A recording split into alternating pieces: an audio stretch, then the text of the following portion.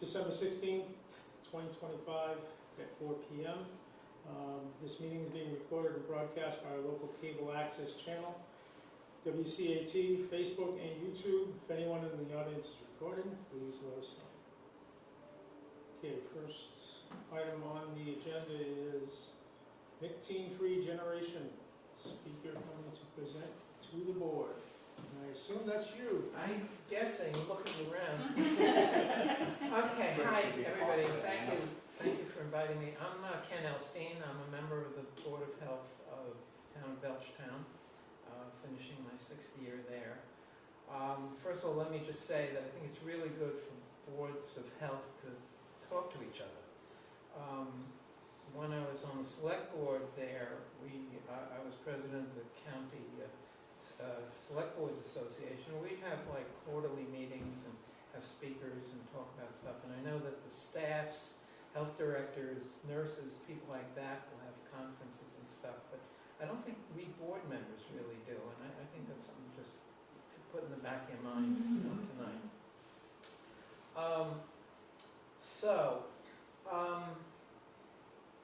First, so we're on the same page. Nicotine I'm not from any organized group. Disorganized might be a better word. We're a group of volunteers throughout the state, and what we're trying to do is encourage towns to pass nicotine-free generation, which is almost always done by boards of health. Specifically, what we do is, as we did in Belchtown exactly a year ago, last December, is instead of having an age based on 21 as the minimum age that nicotine can be sold to people, there's a very, very slow gradual change by picking a birth date. So in our case, we picked January 1st, 2004, which if you do the arithmetic meant that last January this year, people who had turned 21 in Belchtown would not be allowed to be sold any nicotine products. Now this is very different from, say, alcohol prohibition, where if you had a bottle of booze on the street in 1930, you could get arrested. We're not doing anything to possession, we're not doing anything to buyers. The only restrictions are for sellers. And in the year we've had it in place, I have not heard of any objection at all. We just got a grant to have people do inspections. You know, the way they send out 19-year-olds to try to buy it. Well, that's not covered by that grant, but we got another grant that allowed us to do it for nicotine-free generation. And actually, two of our vendors did violate that. And in our case, that's a $1,000 fine for them. So we kept the same penalties that we had for under 21s. I'm going to start with a quote from a very unlikely source. Quote, "A primary way youth get to access tobacco products is from consumers of legal age. Get access to tobacco products from consumers of legal age." Believe it or not, that quote is from Philip Morris, USA. And I found that because we went down to Connecticut during Thanksgiving, and they have signs up on convenience stores which say that. Now, what that says is, that's really the whole point of nicotine-free generation. Because while in principle, if all of the laws were enforced and all the other things that would be needed, nobody under the age of 21 would be getting any nicotine products. But the reality is quite the contrary. Most people, something on the order of 90% of people who are addicted to nicotine do so in their teens. And we hear many cases of kids in middle school vaping, which is more a big thing now than cigarettes, pouches, and all the other things, and certainly once they get into high school. we've had a lot of success, I should say that. We now have 21 communities in Massachusetts that have passed this. Communities that total, what's the number now? 630,000 people or something like that. The most recent one was Town of Amherst, which is important because they have 26,000 undergraduates, almost all of whom are under age 21, and almost all of whom relate to legal purchases. So we're hoping to help with that. Did I say something? No, I'm just turning to stand up. So, let's see.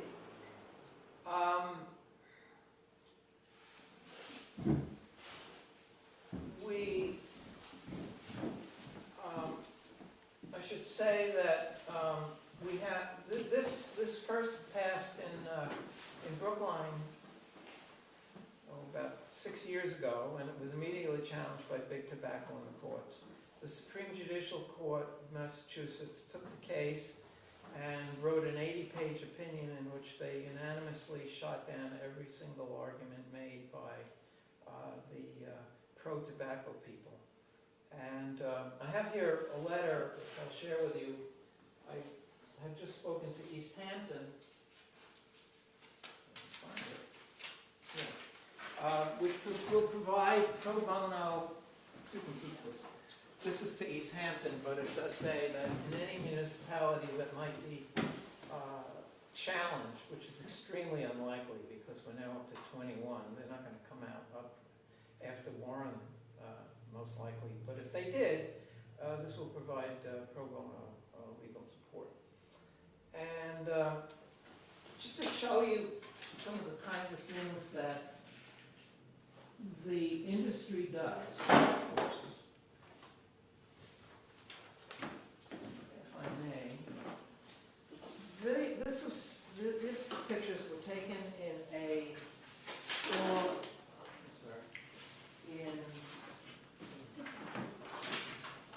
in Massachusetts, a convenience store. And these supposedly are aimed at adults because, as you saw, Philip Morris USA doesn't want young people to. These, I think, are mostly vapes. I cannot believe that teddy bear is intended for a 45-year-old. In the lower right there is that something about peaches, I think. Now remember, in Massachusetts, all nicotine products can have to be unflavored. So I guess peach is not a flavor. This is what the industry does. We had a vendor come before our board, and he said, well, I just assume that the wholesalers don't send us anything that's illegal. Oh, okay, I guess the wholesalers aren't interested in making profits. But almost all of their profits come from there. But the reality is, this is a very tiny way of having what's called an end game, ending nicotine addiction slowly but eventually, and saving lives every single year that it goes up. I want to point out the analogy. Town of Needham passed. Town of Needham was the first municipality to raise the nicotine age from 18 to 21. And they did that in, I think, 2003. It took 6 or 7 years before the second municipality in the United States passed it. And yet, we have academic papers that show that based on the surveys of middle school and high school students in Needham, that actually cut the rate of tobacco use by almost 50%. Even though anybody who lived in Needham could walk across the street into the next town and buy it for the next 6 years. At which point some towns started to sign on. It took, there are 351 municipalities in Massachusetts. It took 175 of our boards of health to pass Tobacco 21 before the state legislature got its act in order. And there's a bill in the state legislature, and I hope I live long enough to see it pass. But in the meantime, we're going town to town to build support and get our local legislators to support it so that eventually it can become law in Massachusetts. So what happened? Tobacco 21 passed in Massachusetts, and it then caught on nationally, and in 2020 it passed Congress. And the thing about this is, and you know, I know we have neighbors, we have friends who look at everything from a very partisan point of view. But when it passed the Massachusetts legislature, which is obviously dominated by the Democrats, it was signed by Republican Governor Charlie Baker. When it passed Congress in a bipartisan vote with sponsors who were both Republicans and Democrats, it was signed by President Trump in December 2020. So now it's nationally Tobacco 21, and we'd like to do the same going forward. But this is not partisan. I compare it also to Kratom. Kratom, which is a different product, but also on the agenda in various places. We banned it, actually. It's illegal in 7 states, including Vermont, perhaps the most liberal state, Alabama, perhaps the most conservative state, Rhode Island, Arkansas, I think Colorado. These are not partisan issues. Big Tobacco is against it for obvious, I say for obvious reasons, but it really is going to have very small impact, I think, on their actual sales. And certainly no existing customer of a convenience store or other tobacco seller is going to be prohibited from continuing to buy ever in their lifetime. So that's kind of it. I have a cheat sheet which you can take home for enjoyable holiday reading. Oh, this is the signs in Connecticut. I'll just pass this around.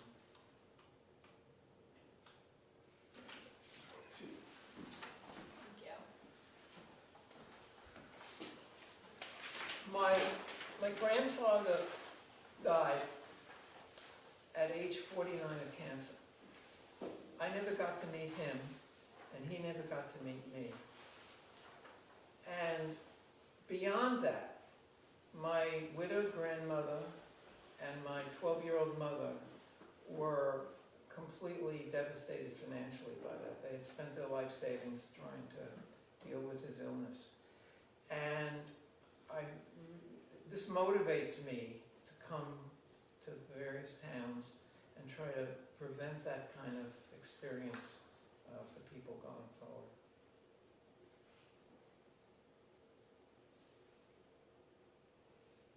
I would hope that you would consider putting this on your agenda for future votes and however you want to handle that.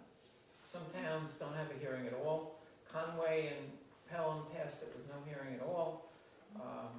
Other towns, we had a formal public hearing, advertised in the newspaper and all that. Amherst put up posters all over town. I mean, different communities deal with it in different ways. But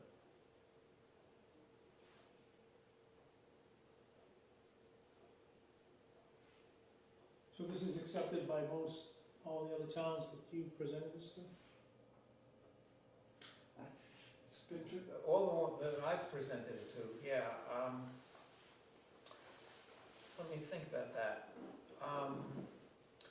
The one town I'm familiar with that did not approve it was the town of Bellingham, in which the Board of Health decided to put it before town meeting. And then the Board of Health members who put it before town meeting didn't even speak in favor of it, which was really weird. And Big Tobacco did a town-wide mailing, which they've done in some other places. They did it in Amherst, for example. In Amherst, it had no effect at all. A total of 4 people showed up for the hearing, by the way. I was one of them. 4 former chair of the Board of Health and a couple other people. That was the one exception that I can think of. There are towns that have postponed decisions. They seem to be afraid of, I don't know, boogeymen or something. One thing they are concerned about is, what happens if you go, will there be what I call leakage? Will there be young people who will, say 22-year-olds or whatever, who will get in their cars and go to the next town, right? And they will be. But it becomes harder. There'll always be that. And as long as the state is among the states that allow internet sales, for example. A bunch of states have prohibited it, but there's no way our little towns could prohibit internet sales. We'd have to start going after the post office or somebody, or whatever. So yeah, there are bad things. I mean, this is very far from perfect, but it is a solution, and it's a long-term solution. By the way, they did this in the island nation of the Maldives. I don't know if that's pronounced correctly. They're off the African coast south of India, and they just did it, and there's no way people there are going to get in their boats and go 1,000 miles. And that basically doubled the number of nicotine-free generation entities in the world. Massachusetts being half and the other half. Britain, though, with support from both Labour and strong support from both the Labour Party and the Conservative Party, passed a similar rule, and it's now sort of floating its way through the House of Lords. Good luck explaining to me how that all works.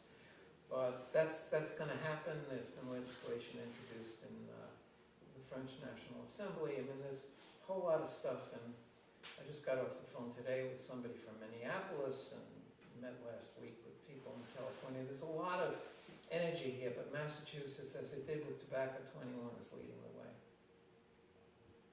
So how did you deal with like the store or the vendors to get them to stop selling?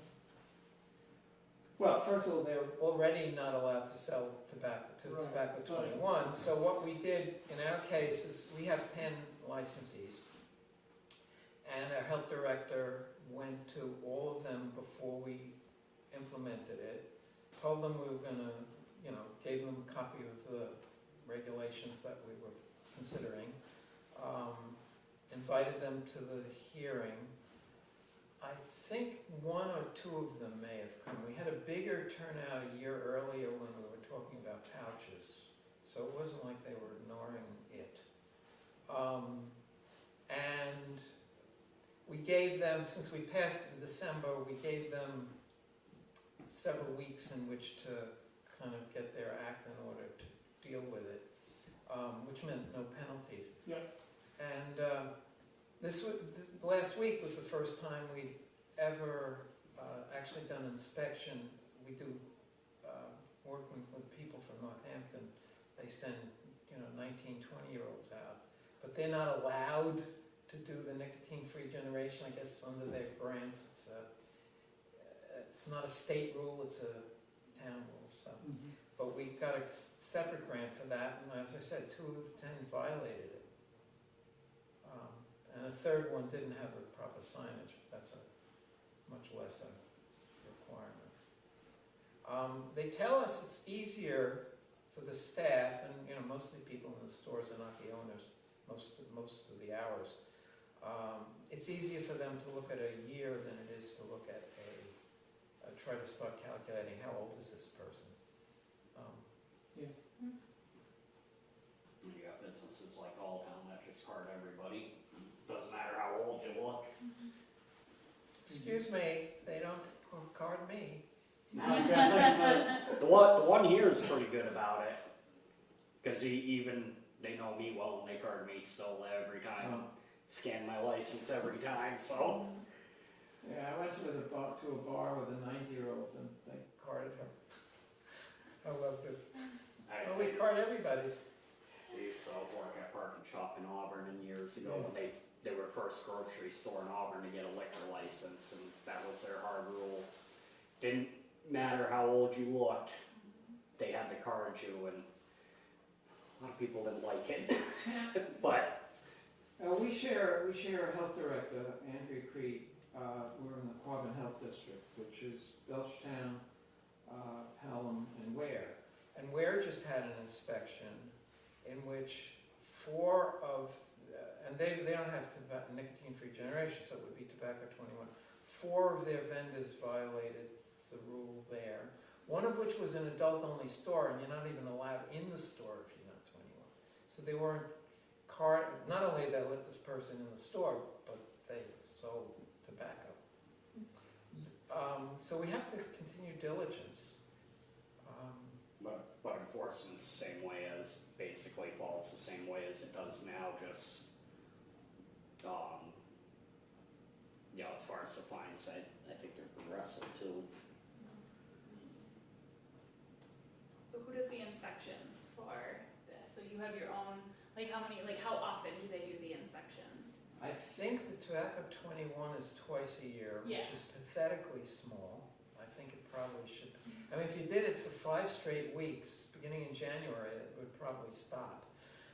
But they don't, and the penalties are sufficiently low. They tell us they don't really care about the fine. They care that they have to clear their shelves of all nicotine products for 3 days a week, depending on whether it's a first offense, a second offense, and so forth. I mean, it's so profitable to do this. We didn't understand or whatever. It's hard to run a business, but it's a business, I run a business. You just have to, particularly when you have employees doing, working at 4 o'clock in the morning.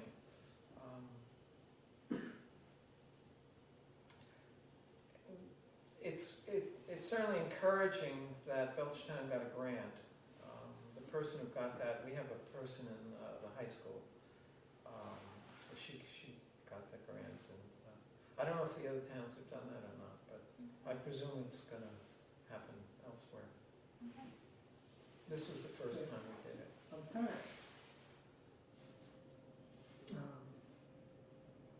Interested in this, but I'd like to dig more into it and find out what we can actually accomplish with this here in town. Has it been more of a larger towns, cities, or small towns, or is it a mix? No, actually, Pelham is the smallest. They don't even have a nicotine dealer. They don't even have one licensee. The largest, I think, is Newton, and Amherst, I guess, has 40,000. I'm scheduled to speak in Northampton. We've had a first conversation, a joint meeting between Buckland and Shelburne.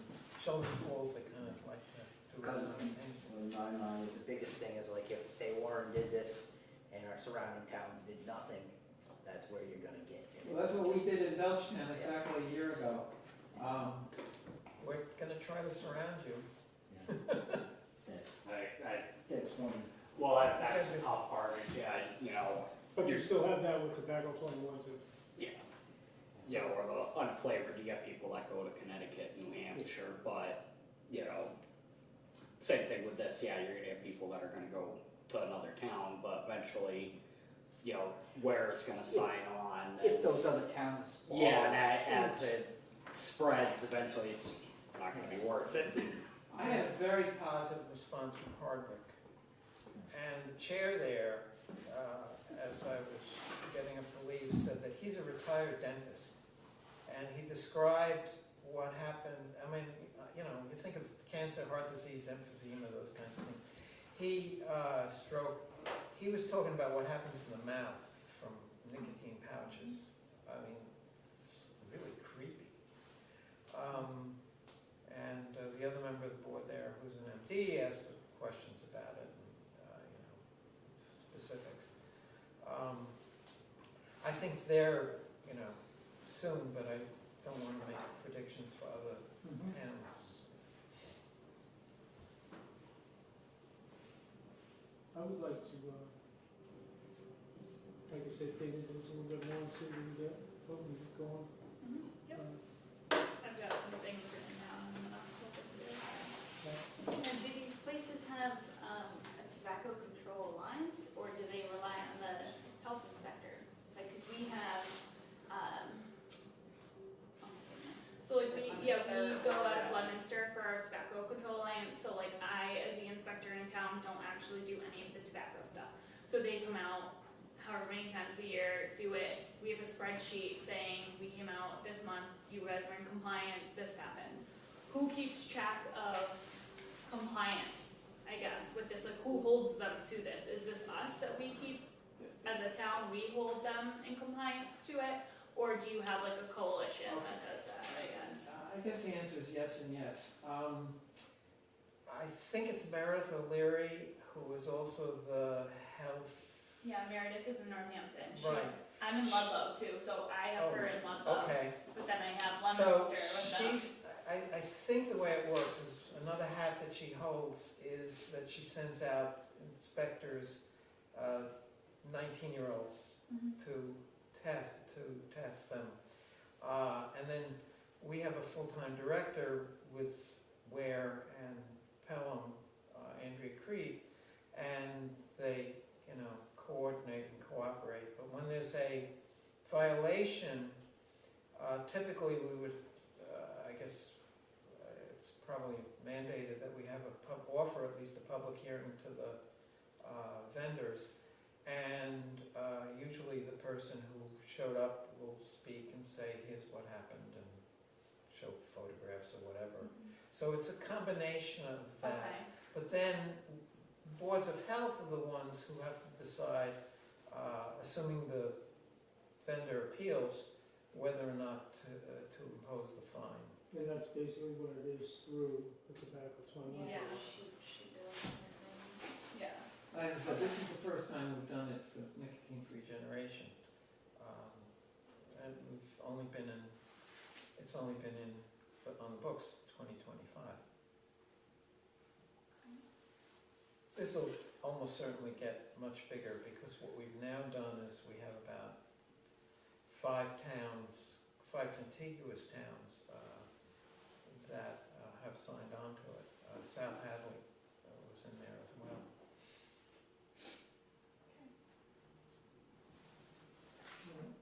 I don't have any more questions. Looks good. So I would suggest that we move forward with this, get some more information on it, so we can go with it. If you have any questions, make a list of questions that might crop up, and see where we can go with it. Okay. And yeah, we can bring in the big guns. We're probably gonna want to bring you back. The professors at Harvard Medical School and those people I speak to. We're probably gonna want to bring you back again. Yeah, I'll be here. But I think it's something that we should be able to move forward with it. So, Great. Okay? Great, thanks a lot. Thank you. I'd like to stay, if I may, for the next thing on the agenda, if you're gonna discuss that. The tobacco control lines? Yeah, was We're that- not. oh, you're not anymore. doing it? No, Okay. sorry. No, like I said, I think it really helps to learn from other municipalities how to. You're more than welcome to stay. Well, We're yeah, just but not talking if you. about that. Great, thanks a lot. Right, thank you. Have good holidays. You too, thank you. Okay, next on the agenda, health inspector updates. So for December so far, I've been working on the body art and the well regulations. I have all my edits done, I really just have to throw them into the documents. But it's been a little busy lately, so I haven't had time to fully finish that. Hoping to get it done so we can discuss it for the January board meeting, but not positive yet. We might have to push it to February, just with everything going on. Eventually, soon, hopefully, I'm gonna start the bed bottom inspections for Felix, but I do need to go out and witness one before I do it. So that's like, if he can't, then I will take them over. But obviously with 4 towns, it's a little tricky sometimes, but I'll do my best to get out to start doing those for him. Finished up the new food establishment plan review. Jessica's just gonna proofread it for me. I can send it to you guys too. Basically, if a new establishment is coming into town, it's just a lot more detailed than the one that we currently Right. have in file. The one we have in file, I just felt like it covered the basis of a lot of things, but it was missing a lot of questions that we initially will end up having, so I would like to get to that first. That way have them fill it out, that way when I am doing the plan review, I don't have to go back to them 17 times. I can look through it, then have my questions, because we do know a couple establishments might be coming to town, so it's better to get ahead of that now. Okay. So I will send that over to you. And then I did send out a residential kitchen reminder. I know we only have one residential kitchen right now, but just it's just like a bi-yearly thing. Usually send it with permit renewal and then 6 months in. Just that if any menu changes are made, they need to be ran by the inspector to make sure that they meet the standards of a residential kitchen. Anything that, has to kind of be shelf stable when it's done. It can't be anything refrigerated or anything like that. And sometimes with holiday stuff, the combination of like a vegetable and a cheese can alter that, Yeah. and it can become not shelf stable, and technically like we would have to send it for like water testing to make sure that in the end it is shelf stable. So we're just really making sure that we're all staying on the same page.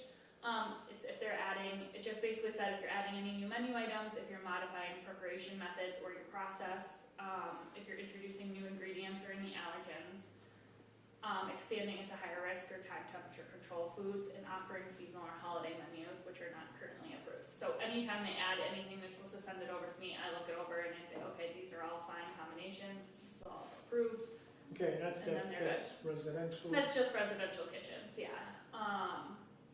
And that's pretty much it for that. She did email me back, so with her new menu, all looked good, so she's good to go on that. So she is doing holiday sales. Okay. And then the only other thing really that is just we're getting a little influx in no heat or hot water from some occupants, so just trying to respond to those accordingly and trying just to handle that. So just a reminder to people. Just trying to remind people that they just need to be conscious of their pipes and everything this time of year, and Right. if they didn't have And the actual date for that was September, September. for Yep. it to be on Yep. that. Yeah, was it so 64? September 15th to May 31st from 7 a.m. to 11 p.m. has to be 68, and then 11 p.m. to 7 a.m. it has to be 64. And that's at 5 feet off the floor. Yeah, so that's basically 5 feet off the floor, take temps. So we've had a few of those recently that have been the spike, the trend right now from people. Okay. But that's all I have for stuff right now, really. Is there any questions about anything that I've emailed at all lately, or anything like that that we've discussed, that we can I have a discuss? question about the Eagles. Okay, Where is that at? went to try to inspect them last week, and they said that they usually are open on Tuesdays, and they were not. But at 4:30 when I drove by, they were. So when we went, they said usually 3 p.m. is when they open.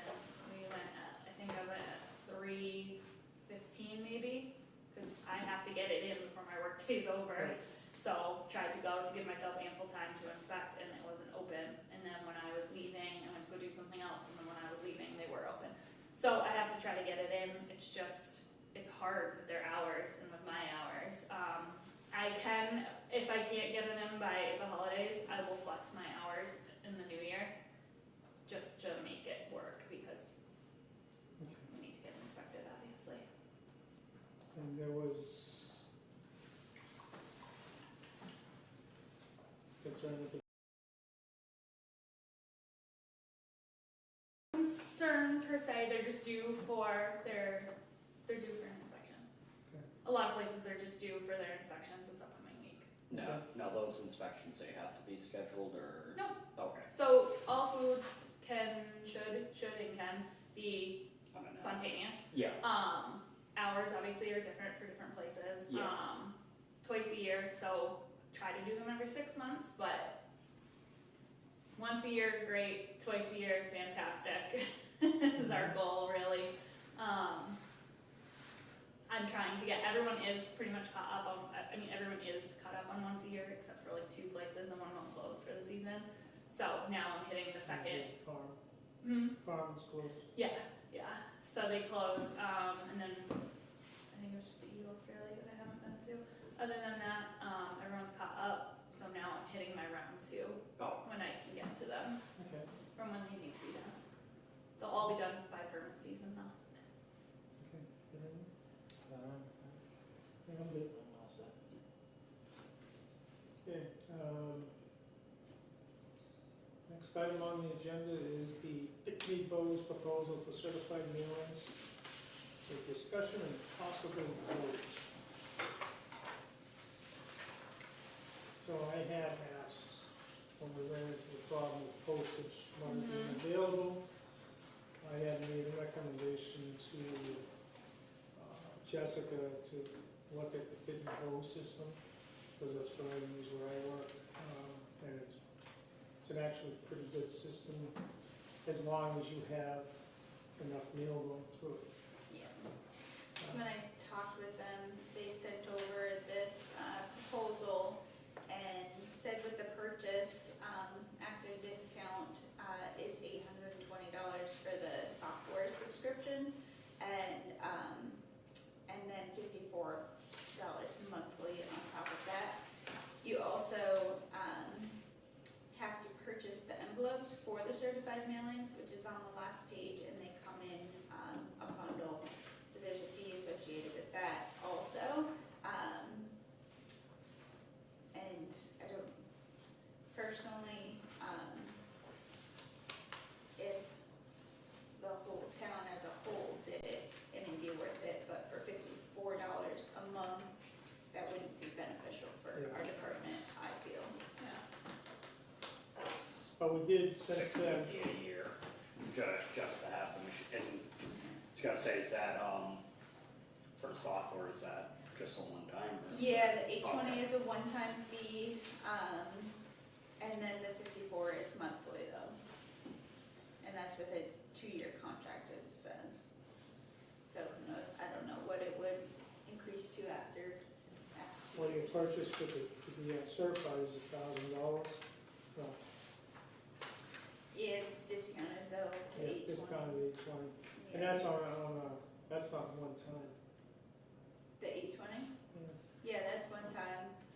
You have the recurring fee for buying products.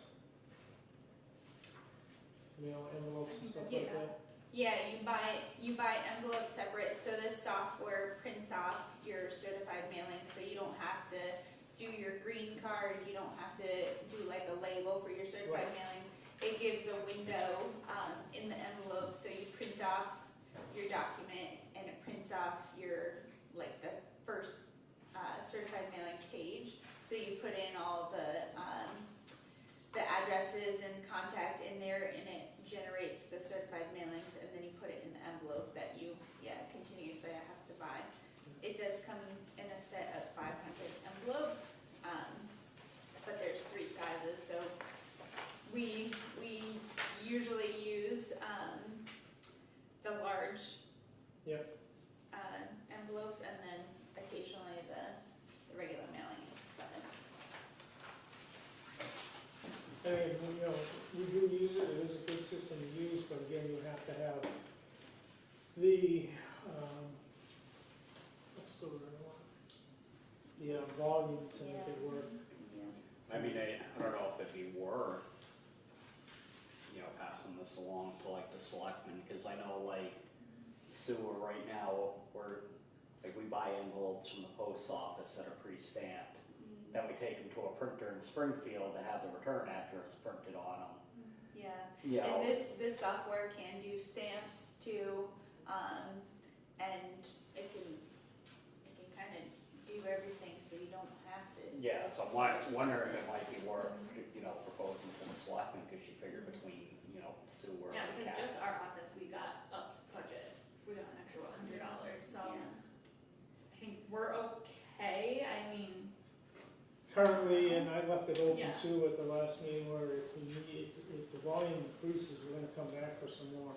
Yeah, and this is obviously something, so the software is one fee, you take a lump sum amount and it's like a separate account on the software, so you put like $1,000 on there, you could do it as small as like 50 cents, he was saying, like something really small, or have a larger budget, and then that's just taken down, taken out of there every time it's used, and then you just fill it as needed. So I think it's a good idea to move it forward to the select board, see if they want the entire town to come on board with it. I think it's an option we can propose to them.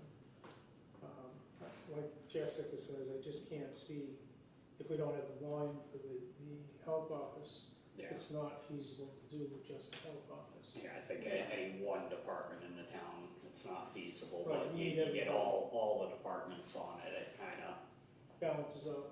yeah. So I think, let's move it forward to the select board, see if they're interested in doing something like this. I will forward the proposal, to them tomorrow.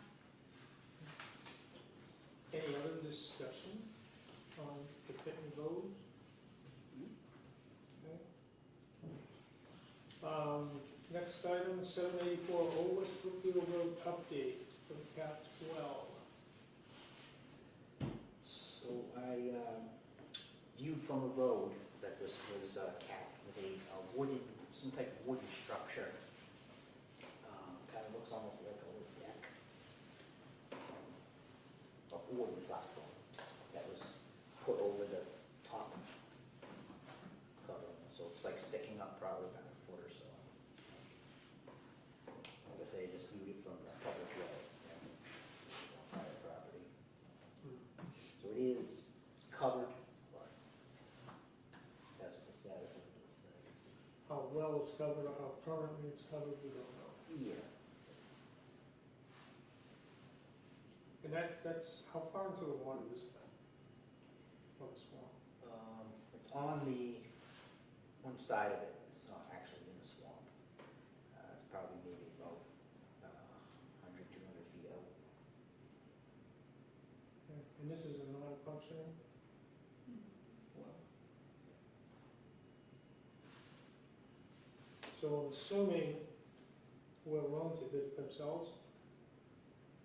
Yeah, there was no, report from a well driller. Because I think state or DEP requirements to have it capped professionally.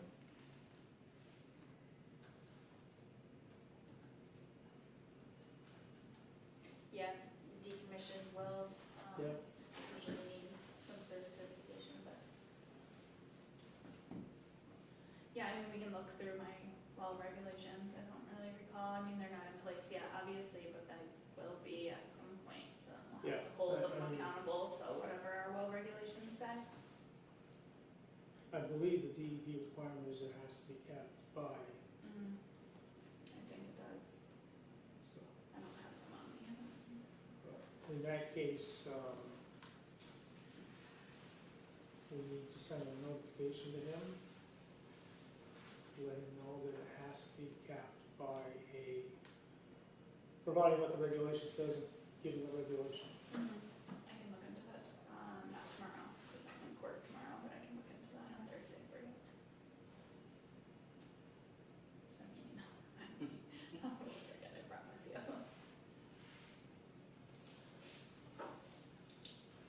Any other discussion on West Brookfield Road? All set. Okay, monthly business, approved bills and payroll. I'll make a motion to approve the following bills and payroll. Daniel Thibodeau, monthly stipend, $208.33. James McKeon, monthly stipend, $208.33.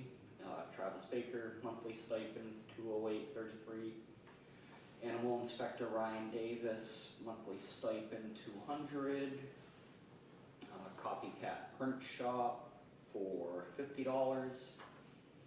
Barton and LaJudas Monitoring for $11,573.80. Barton La Judas landfill gas monitoring ports for $3,225.90. Burdetch trash removal for December, $719.50.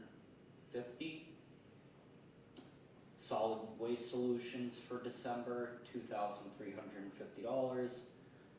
And WB Mason for printer ink for $476.44. Will you second?